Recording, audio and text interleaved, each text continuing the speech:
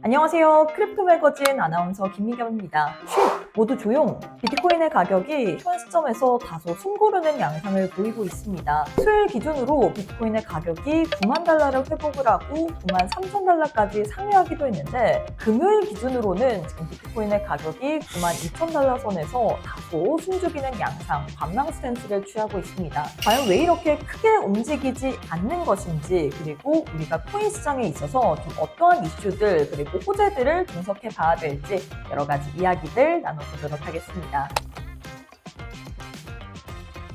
한번 뉴욕 증시 3대 지수부터 확인해 보도록 할까요? 뉴욕 증시 3대 지수 일제히 혼조세로 마감을 했습니다. 다우는 하락한 반면에 S&P 500과 나스닥은 상승으로 마감을 했는데, 다만 이 폭에는 크게 차이가 있지 않죠. 보합권 내에서 혼조 양상으로 마감을 했는데, 그럴 수밖에 없는 게 지금 FOMC 회의를 앞두고서 다소 관망세도 짙고요. 그리고 나오는 고용 데이터 또한 다소 헷갈리게 발표가 됐습니다. 11월 감원 계획 같은 경우에는 전월 대비해서 53% 급증세를 가져갔지만 전년 동기 대비해서는 무려 24% 급감한 상황입니다. 그 말인즉슨 고용이 좋지 않구나, 나쁘구나 라는 부분으로 우리가 해석을 해볼 수가 있겠죠. 다만 이 신규 실업수당 청구 건수 주간으로 발표되는 이 부분 같은 경우에는 오히려 지난주 대비해서 뚝 떨어지는 모습이 보여졌습니다.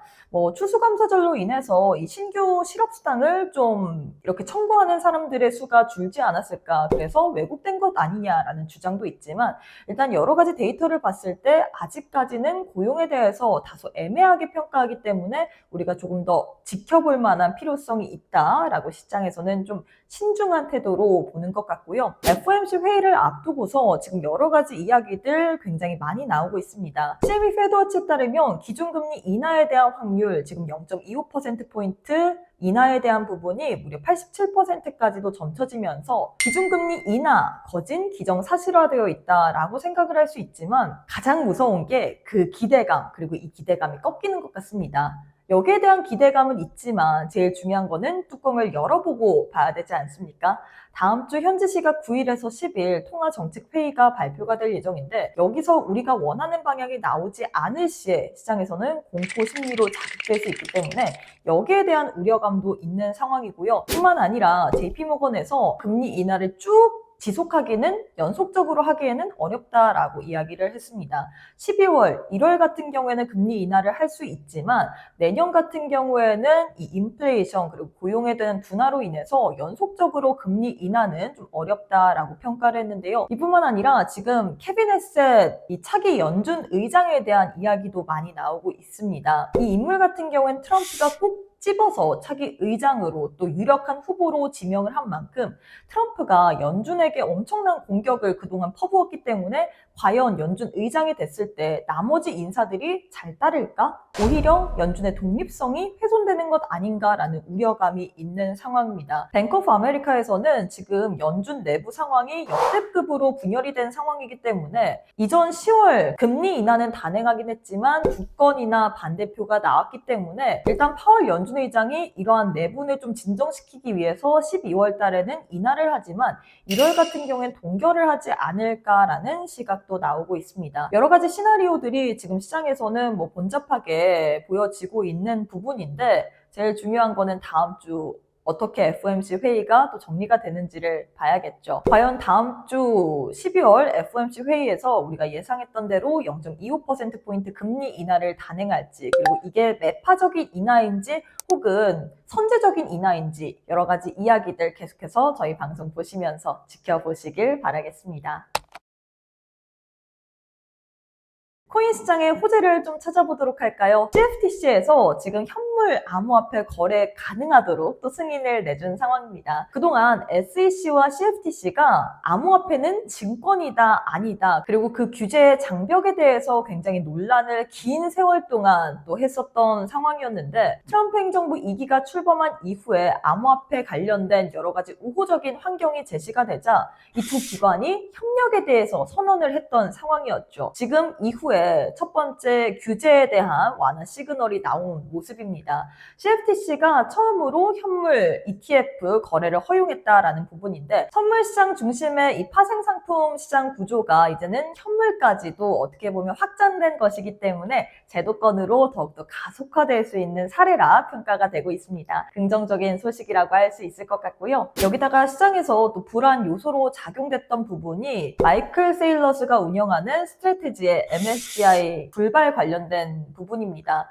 다음 주에 나오긴 할 테지만 MSCI 지수에서 편출이 되게 된다면 비트코인의 가격에 좀 변동을 주지 않을까라는 입장이 나왔습니다. 실제로 세일러가 좀 매각을 하지 않을까라는 이야기도 속속 속출이 됐는데 마이클 세일러스 같은 경우에도 비트코인을 매각하지 않겠다라고 좀 굳건하게 의지를 표명했고요. 여기다가 JP모건 같은 경우에도 마이클 세일러스가 운영하는 스트래티지의 MSCI 혹시라도 방출이 되게 되더라도 이미 이 부분 같은 경우에는 지수에 선 반영이 됐기 때문에 하방에 대해서는 좀 제한적일 것이다 라고 평가를 한 상황입니다. 자, 이렇게 시장에서는 굉장히 많은 뉴스들이 속출해 있는 모습이죠. 정말 시시각각 계속해서 24시간 내내 나오고 있는 뉴스들 어떻게 파악을 해야 될지 어떤 뉴스가 나오는지 잘 모르겠다 하시는 분들 크립토 매거진 홈페이지 들어가시게 된다면 주요하게 우리가 봐야 될 만한 뉴스들 시시각각으로 올려드리고 있습니다. 여기다가 주요하게 봐야 될 만한 일정 같은 경우에도 알려드리고 있죠.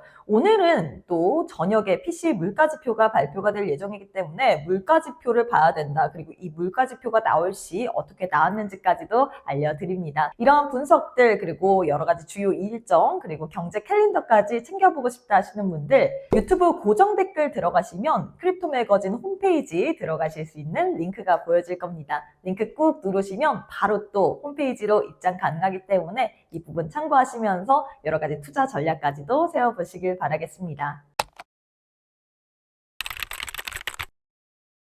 온체인 데이터도 살펴보도록 할까요? 크립토 공포와 탐욕 지수 확인해 보도록 하겠습니다. 전일 대비해서 조금 오름세를 보인 모습이죠. 28점 기록을 하면서 다만 아쉽게도 여전히 공포 구간을 좀 지속을 하고 있는 모습입니다. 현물 ETF 흐름도 살펴보도록 할 텐데요. 간밤 기관 투자자들 과연 어떤 스탠스를 취했을까요? 아쉽게도 비트코인, 이더리움 현물 ETF에 모두 순유출세가 나타났습니다. 비트코인 현물 ETF 쪽으로는 2거래일 연속 순유출세가 보여졌고요. 이더리움 현물 ETF 같은 경우에는 하루 만에 다시금 순유출세로 전환이 된 모습 포착이 됐습니다. 주요 알트코인 시세 확인해 보도록 하겠습니다. 시가총액 상위 종목들 1위부터 10위 살펴보도록 할 텐데 크론 홀로만이 상승으로 거래가 되고 있습니다. 2%대의 상승으로 움직이고 있고요. 비트코인 같은 경우에는 92,000달러 선에서 움직이고 있습니다. 그래도 비트코인 관련해서 우리가 긍정적으로 볼 만한 부분은 블랙록 CEO가 밝힐 수 없는 국부펀드에서 최근 조정 국면에서도 비트코인을 계속해서 매집하는 흐름이 보여졌다라고 밝혀졌고요. 뿐만 아니라 여기다가 리플 CEO 같은 경우에도 비트코인 2026년 연말까지 18만 달러 도달할 것이다 라는 긍정적인 이야기들도 많이 나오는 만큼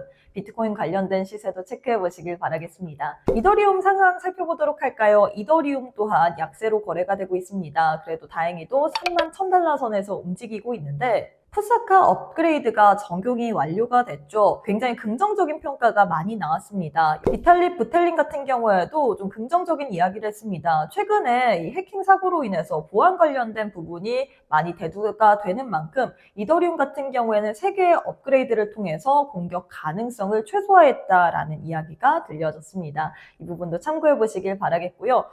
리플이 좀 하락폭이 두드러지네요. 4% 넘게 약세로 거래가 되고 있는 상황입니다. 리플의 가격이 참 늘 아쉬운 것 같습니다. 리플 같은 경우에는 지금 XRP 현물 ETF 쪽으로 13거래일 연속 상승세를 보이고 있다. 순유입세를 보이고 있다. 8억 달러 규모의 이 자금이 들어왔다. 비트코인 다음으로 많다라는 이런 긍정적인 이야기에도 불구하고 코인 시장이 전반적으로 비트코인이 다소 숨죽이고 있고 그러다 보니까 알트코인 전반적으로 상승을 하지 못하는 상황이지 않습니까? 그렇기 때문에 하락도 조금 더 두드러진 것 같은데 XRP 관련된 추가적인 소식들 그리고 자세한 분석이 궁금하다 하시는 분들 크립토 매거진의 조커 트레이더님께서 유튜브 영상을 통해서 또 XRP 관련된 부분에 대해서 아주 자세하게 또 이야기를 해주셨거든요. 참고해 보시면서 또 XRP 관련된 호재라든지 혹은 기본적인 가치 관련된 이야기들 많이 챙겨보시길 바라겠습니다. 자, 이렇게 해서 오늘 또 방송을 준비를 해봤는데요. 시장은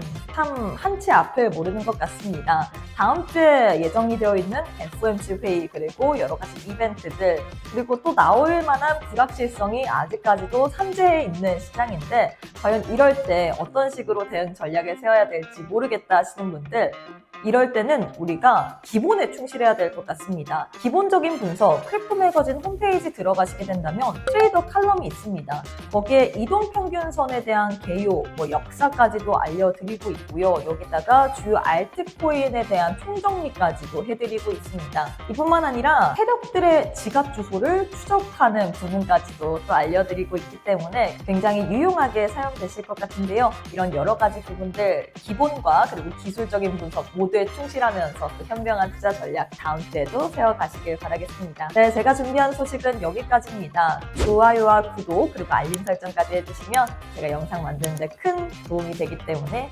많은 관심 부탁드리도록 할게요. 그럼 저는 다음 주에 다시 찾아뵙도록 하겠습니다. 안녕!